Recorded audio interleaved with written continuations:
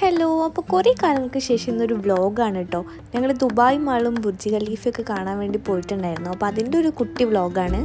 ആദ്യം തന്നെ metro കാർഡൊക്കെ recharge ചെയ്തിട്ട് നമ്മൾ നേരെ മെട്രോ കയറാൻ വേണ്ടിയിട്ട് പോയിട്ടോ.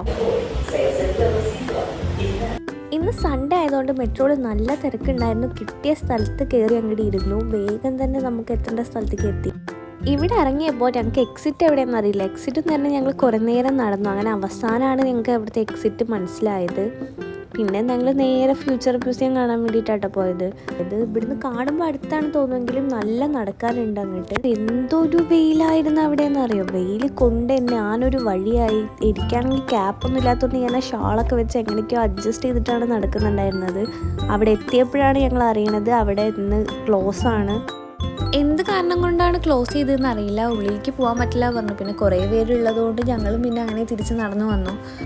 അത്യാവശ്യം നല്ല ക്ഷീണിച്ചിട്ടുണ്ടായിരുന്നു. അപ്പോൾ എന്തെങ്കിലും വെള്ളം കുടിക്കാമെന്ന് പറഞ്ഞിട്ട് അടുത്തുള്ളൊരു ഷോപ്പിൽ കയറി. പിന്നെ അങ്ങനെ വെള്ളവും ജ്യൂസൊക്കെ വാങ്ങിച്ച് കുറച്ച് ഫ്രൂട്ട്സും കട്ട് ചെയ്ത് വാങ്ങിച്ചിട്ട് ഞങ്ങളത് കഴിക്കാൻ വേണ്ടിയിട്ട് പോയിരുന്നു. ഞങ്ങൾ നേരെ ദുബായ് മാളിലേക്കാണ് പോയത്. ദുബായ് മാളിൻ്റെ ഉള്ളിലേക്ക് കുറച്ച് നടക്കാനുണ്ടായിരുന്നു. പുറത്തു കൂടെ നടന്നാൽ നല്ല വെയിലല്ലേ എന്ന് പറഞ്ഞിട്ട് മെട്രോൻ്റെ ഉള്ളിൽ കൂടെ തന്നെയാണ് പോയത്. ഇതിൻ്റെ ഉള്ളിലൂടെ ആണെങ്കിലും നല്ല നടക്കാനുണ്ടായിരുന്നു കേട്ടോ. നടന്ന് ഒരു വഴിയായിട്ടുണ്ടായിരുന്നു.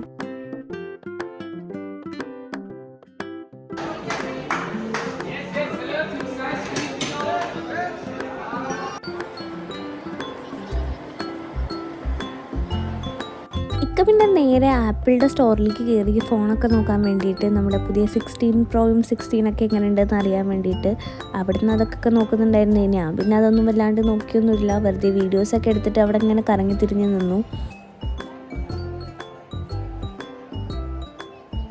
പിന്നെ നേരെ ഫുഡ് കഴിക്കാൻ പോയി. അൽബേക്കിലേക്ക് ഇങ്ങനെ ഓർഡർ ചെയ്യാൻ വേണ്ടി നിൽക്കുന്നുണ്ടായിരുന്നു. ഞാനൊക്കെ അതിനിടയിലൊന്ന് തെറ്റിയതുകൊണ്ട് ഞാൻ പിന്നെ മെയിൻ ചെയ്യാണ്ട് അവിടെ പോയിരുന്നു. അപ്പോൾ തന്നെ എന്നെ വിളിച്ചിട്ട് നിനക്ക് എന്തെങ്കിലും വേണോ പറഞ്ഞു. പക്ഷേ എനിക്ക് അഹങ്കാരമായതുകൊണ്ട് ഞാൻ പറഞ്ഞു എനിക്കൊന്നും വേണ്ടാന്ന്. എനിക്കറിയാം എനിക്ക് എന്തെങ്കിലുമൊക്കെ ഓർഡർ ചെയ്തിട്ടുണ്ടാവും. ആദ്യം ഞാൻ കുറച്ച് ഡിമാൻഡൊക്കെ കാണിച്ചിരുന്നെങ്കിലും കുറച്ച് കഴിഞ്ഞപ്പോൾ എനിക്ക് വിശക്കാൻ തുടങ്ങി. പിന്നെ ഞാൻ അതൊക്കെ ഒന്ന് മാറ്റി വെച്ച് ആദ്യം നമുക്ക് വിശപ്പാണല്ലോ മുഖ്യമെന്ന് പറഞ്ഞിട്ട് അതെടുത്ത് കഴിച്ചു. അങ്ങനെ ഞാനൊന്ന് വാഷ്റൂമിലൊക്കെ പോയി ഒന്ന് ഫ്രഷ് ആയിട്ട് വന്നു. നമ്മളൊരു മിറർ കണ്ട പിന്നെ ഒരു വീഡിയോ എടുത്തില്ലെങ്കിൽ ഒരു സമാധാനം ഉണ്ടാവില്ലല്ലോ. ഞാനൊന്ന് പോയിട്ട് വരുന്ന ഗ്യാപ്പിൽ ഇക്കതാ മാക്സിൽ കയറിയിട്ട് പുതിയ ടീഷർട്ടൊക്കെ വാങ്ങിച്ചിട്ട് ഇതായിട്ടിട്ട് നിൽക്കുന്നു. എനിക്ക് പെട്ടെന്ന് ആളെ കണ്ടപ്പോൾ തിരിച്ചറിഞ്ഞില്ല. പിന്നെ നമ്മൾ നേരെ ആ ഫിഷ് അക്വേറിയം കാണാൻ വേണ്ടിയിട്ട് പോയി. അവിടുന്ന് അക്വേറിയം നോക്കിയിട്ട് കുറേ നേരം ഇങ്ങനെ നിന്നു. കുറച്ച് നേരം അതിങ്ങനെ കണ്ടതിന് ശേഷം പിന്നെ ഞങ്ങൾ അങ്ങനെ പോവുകയാണ് ചെയ്ത്.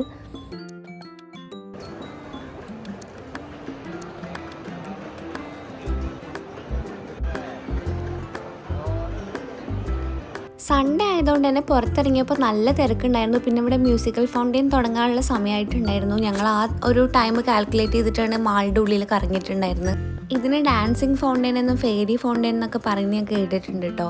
അപ്പോൾ ഇനി ഒരു 30 മിനിറ്റ്സും കൂടി കഴിഞ്ഞിട്ടുണ്ടെന്ന് പറഞ്ഞപ്പോൾ ഞങ്ങൾ കുറച്ച് പേരൊക്കെ ടിക്കറ്റ് എടുത്തിട്ട് ഉള്ളിൽ പോയി കാണുന്നത് കണ്ടപ്പോൾ ഞങ്ങളൊന്ന് അങ്ങനെ കാണാമെന്ന് പറഞ്ഞിട്ട് ടിക്കറ്റൊക്കെ എടുത്തിട്ട് ഉള്ളിലേക്ക് കയറിട്ടോ. ഒരാൾക്ക് 20 ദിർഹംസ് ആയിരുന്നു.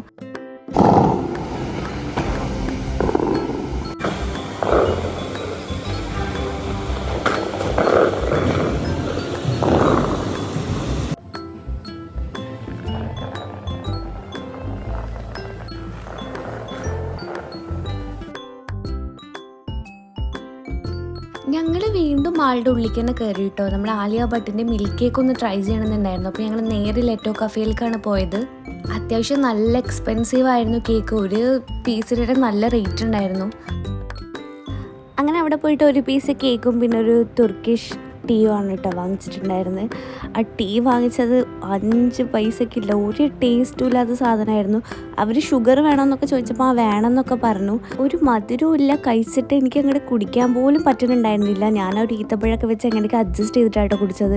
കേക്ക് പിന്നെ അടിപൊളിയായിരുന്നു. എനിക്ക് പിന്നെ പ്രത്യേകിച്ച് അതിലൊന്നും മാറ്റമൊന്നും തോന്നിയിട്ടുണ്ടായിരുന്നില്ല കേട്ടോ. നിനക്കിതെങ്ങനെ ഉണ്ടാക്കാന്നറിയില്ല, ഞാൻ അടിപൊളിയാക്കി തരാമെന്ന് വേണ്ടിയിട്ട് ഈത്തപ്പഴമൊക്കെ ഇട്ടിട്ട് ട്രൈ ചെയ്യണ എൻ്റെ എക്സ്പ്രഷനാണ് കേട്ടോ ഇത്.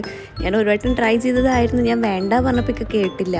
എനിക്കാണെങ്കിൽ അത് കണ്ടിട്ട് ചിരി എങ്ങനെ കൺട്രോൾ ചെയ്യണം പറഞ്ഞിട്ട് ഞാൻ ഇരിക്കുകയായിരുന്നു.